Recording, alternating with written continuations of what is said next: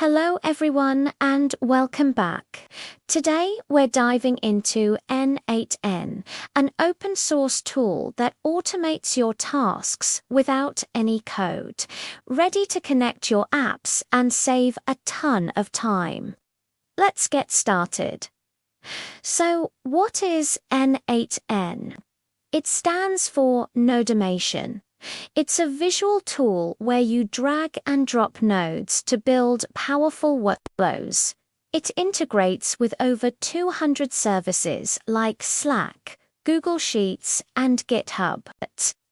Since it's open source, you have full control over your data. Before installing, you'll need Windows, macOS, or Linux. The easiest way to install is with Docker. If you don't have it, just grab it from docker.com. Once Docker is ready, open your terminal and run docker pull n8nio/n8n single quotes. Then, start it with the docker run command. You can find the exact command in the description below. After it's running, just go to single quotes localhost:5678 in your browser, and you're in.